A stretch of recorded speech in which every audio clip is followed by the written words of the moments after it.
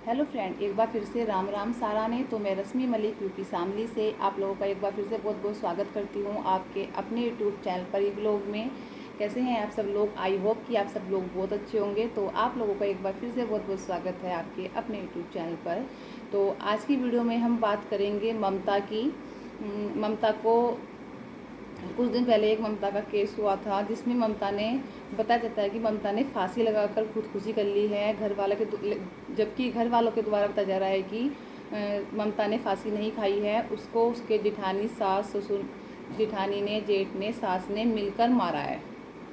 ठीक है, तो चले करते हैं आज की वीडियो की स्टार्टिंग। तो जो ममता नाम की लड़की है उसकी शादी हुई थी 2018 में। जिंद के पिटवाड़ा गांव में उसकी शादी हुई थी 2018 में। ठीक है, और अब बताया जा रहा है कि ममता जो है उसने फांसी खाकर आत्महत्या कर ली है। ससुराल वालों द्वारा बताया जा रहा है कि उसने फांसी खाकर आत्महत्या कर ली है, जबकि जो ममता के घर वाले हैं वो बता रहे हैं कि उसने फांसी नहीं खाई है। काफ़ी सालों से वो उसको परेशान कर रहे थे दहेज के लिए, उसके ससुराल वाले। तो इसलिए उन्होंने उसको फांसी लगाकर उसको मार दिया है।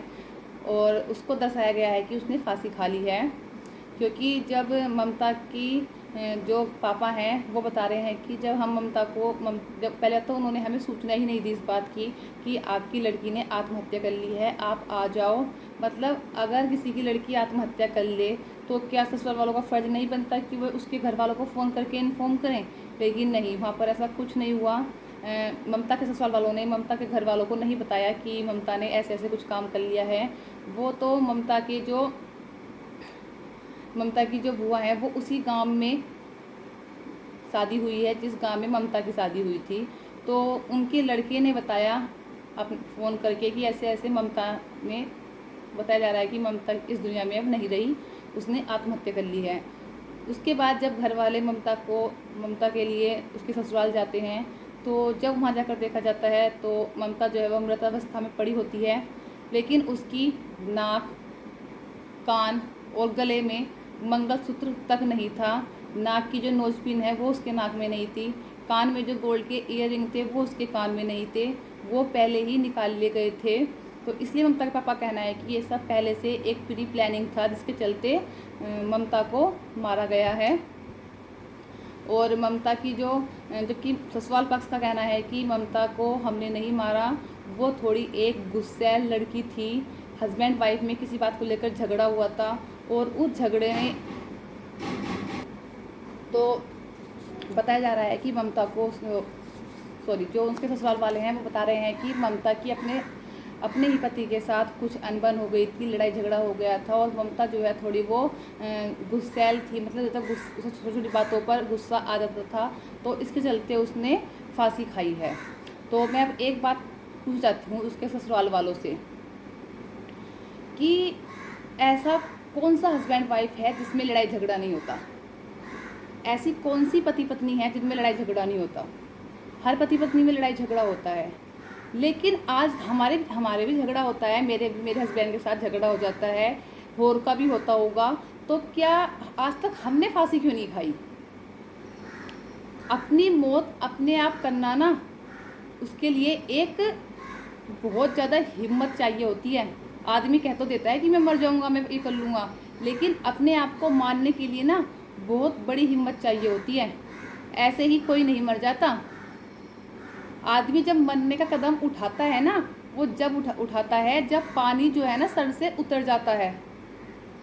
वरना सबको अपनी जान प्यारी होती है, कोई अपने आप को फांसी लगा के या जहर खा के नहीं मरने देगा। ये कदम उस टाइम पर उठाया जाता है जब बिल्कुल पानी जो है ना वो सर से ऊपर निकल जाता है। और उसका एक बच्चा भी था, चलो उसने माँ बाप के बारे में नहीं सोचा, ससुराल वालों के बारे में नहीं सोचा, लेकिन एक माँ चाहे कितनी बुरी हो, चाहे कितनी कैसी हो, लेकिन सबसे पहले अपने बच्चे के बारे में सोचती है। ऐसे ही वो फांसी लगा के नहीं मर जाएगी, क्योंकि उसको पता है कि उसके मरने के बाद उसका फ्यूचर जो होगा, उसके बच्चे का फ्यूचर क्या होगा। ये देखो, अगर उसने आत्महत्या की है ना, आप लोग कह रहे हो उसने आत्महत्या की है, तो उसने आत्महत्या, ये देखो तुम लोगों ने उसे कितना टॉर्चर किया होगा कि उस लड़की ने आत्महत्या करने का कदम उठाया।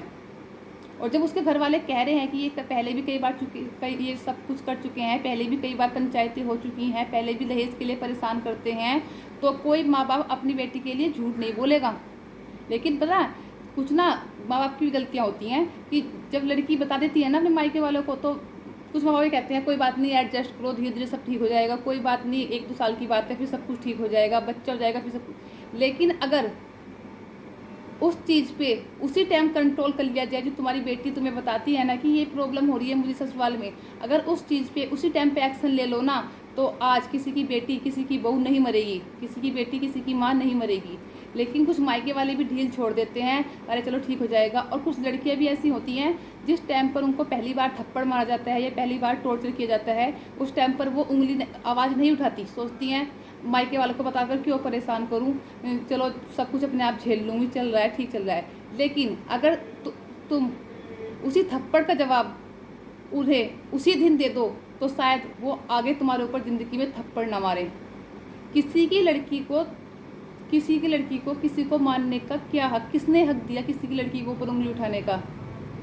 अरे अगर कोई लड़की तुम्हारे घर शादी करके आ रही है, तो देखो वो कोई माँ बाप अपनी बेटी को तुम्हारे घर दे रहा है, तुम्हारे से शादी करा रहा है। हाँ, तो किसी की लड़की को मानने का तुम्हें किसी ने हक नहीं दिया है, ठीक है। जैसे वो लड़की अगर अपने ससुराल को अपना घर मान लेती है पहले दिन, तुम अपनी बहू को बेटी क्यों नहीं मान पाते? अरे तुम्हारी भी तो बेटी है, वो भी तो किसी घर ब्याही होगी ना। अगर उसके साथ ये सब हो तो तुम्हें कैसा लगेगा? आज ममता चली गई है, तुम्हें पता है कि उसके माँ बाप पे क्या बीत रही है? तुम्हें तो कुछ नहीं है, तुम तो अपनी लड़की की शादी दोबारा कर लोगे, है ना, और बच्चा तुम्हारे पास है ही। लेकिन ये सोचो कि जिसकी जवान बेटी मर गई, जिन्होंने पाल पोस के इतनी बड़ी की थी, तुम्हें दी थी किसी जिम्मेदारी के चलते कि तुम उनकी लड़की को संभालोगे, आज वो लड़की इस दुनिया में नहीं रही। एक बच्चा जो अनाथ हो गया अपनी माँ के बिना, उस पर क्या बीत रही होगी? और तुम्हारा झूठ तो सारा यहीं पकड़े जा रहा है। तुम बोलते हो कि मेरा जो मतलब ममता का जो हस्बैंड है वो करोड़पति है। अरे जो करोड़पति होगा वो स्कूल में गाड़ी चलाएगा? कहते हो कि उसका बाप भी करोड़पति है, ममता का ससुर वो भी करोड़पति है। अरे भाई, जब इतने करोड़पति हो तुम, तो तुम स्कूल की गाड़ी चलाओगे क्या? एक परवीन का और ज्योति का केस आया था, जानते हो ना? परवीन स्कूल की गाड़ी चलाता था और वहाँ ज्योति के साथ उसका अफेयर चला था, वहाँ शादी हुई थी। परवीन स्कूल गाड़ी क्यों चलाता था? क्योंकि वो पढ़ा लिखा नहीं था, अपना घर खर्च चलाने के लिए वो स्कूल की गाड़ी चलाता था, क्योंकि सिर्फ वो 10th पास था। बताया है ना उसने अपनी वीडियो में। तो जब तुम इतने मालदार हो, इतने करोड़पति हो, तो तुम्हें क्या ज़रूरत पड़ रही है कि स्कूल की गाड़ी चलाओ? तो तुम्हारा झूठ तो सारा यहीं पकड़ा जा रहा है, ठीक है। तो अगर तुम किसी की बेटी को सताओगे, किसी की बेटी को इस कदर मजबूर कर दोगे कि वो आत्महत्या कर ले, या फिर किसी की लड़की को मार दोगे, वो तो तुम्हें पता है, या भगवान को पता है कि तुमने उसको मारा है या तुम लोगों से परेशान होकर उसने आत्महत्या की है। दोनों जगह तुम ही जिम्मेदार हो। अगर उसने आत्महत्या की है तो कोई आत्महत्या ऐसे ही नहीं कर लेता। आत्महत्या करने के लिए ना बहुत बड़ा कालजा चाहिए होता है, बहुत बड़ी हिम्मत चाहिए होती है। जब पानी बिल्कुल सर से ऊपर उतर जाता है ना, जब कोई इंसान मरने कदम उठाता है, वरना बिचाता रहता है, सोचता रहता है कि चलो हो जाएगा ठीक, हो जाएगा ठीक, तो उसके लिए भी तुमने उसे मजबूर किया है, तो सजा तुम्हें उसकी भी मिलेगी। लेकिन अगर तुम लोगों ने सच में उसका मर्डर किया है मिलकर, तुम लोगों ने सच में उसको मारा है, तो वो तुम सबसे छिपा सकते हो, लेकिन जो ऊपर बैठा है ना, उससे नहीं छिपा सकते। जो करोगे ना वैसा भरोगे, और कर्मा लौट कर जरूर आता है, और इसी जन्म में भुगतना पड़ेगा। अगर तुमने किसी की बेटी की आत्मा दुखाई है ना, किसी माँ बाप की आत्मा दुखाई है, तो फिर देखना तुम लोगों का क्या होगा, तुम्हारी कितनी बद से बदतर ज़िंदगी कटेगी तुम्हारी। और मैं जितनी भी मेरी बहन है, मैं उन सबसे यही कहना चाहूँगी, अगर तुम्हारे ऊपर जुल्म हो रहा है, देखो एक लिमिट तक तो ठीक होता है कि कहीं तू मैं हो जाती है, हस्बैंड वाइफ में, सास में और बहू में भी हो जाती है, जिठानी और दुरानी में भी हो जाती है। जहाँ 2 बर्तन होते हैं वहाँ खड़कने तो है ही नहीं। लेकिन जब एक लिमिट से बाहर हो जाए ना, तुम्हारे ऊपर हाथ उठाना शुरू हो जाए, या तुम्हारे फैमिली वाले को गाली गलौज करना शुरू कर दें, तो वहाँ ऑब्जेक्शन उठाना सीख जाओ। अगर ऑब्जेक्शन उठाना नहीं सीखोगे ना, और बात छिपा लोगे, और अपने घर को नहीं बताओगे ये बात, और बात अपने अंदर ही छिपा लोगे कि कोई बात नहीं, तो ये लोग उतना ही तुम्हारे सर पे चढ़ के नाचेंगे जितना तुम लोग इनके सामने झुकोगे। और रही माँ बाप की बात, माँ बाप सोचते हैं कि हमने शादी कर दी अपनी लड़की की, तो अब हमें छुटकारा मिल गया, और लड़की हमें कुछ बता रही है तो उसे कहते रहो कोई बात नहीं ठीक हो जाएगा, टाइम के साथ सब कुछ ठीक हो जाएगा, तो वो कभी ठीक नहीं होता। जो इस आदमी के मन में लालच आ गया, जो आदमी तुम्हारी लड़की को शुरू से परेशान करने लग गया, वो इंसान मर जाएगा लेकिन कभी सुधरेगा नहीं। इसलिए अपनी लड़की के सपोर्ट में खड़े हो, हमेशा अपनी लड़की को सपोर्ट करो। तो इस वीडियो करते हैं यहीं पर एंड और मिलते हैं आपको एक अच्छी से नई वीडियो के साथ। और ममता के कातिलों को कड़ी से कड़ी सजा दिलाने की कोशिश की जाएगी।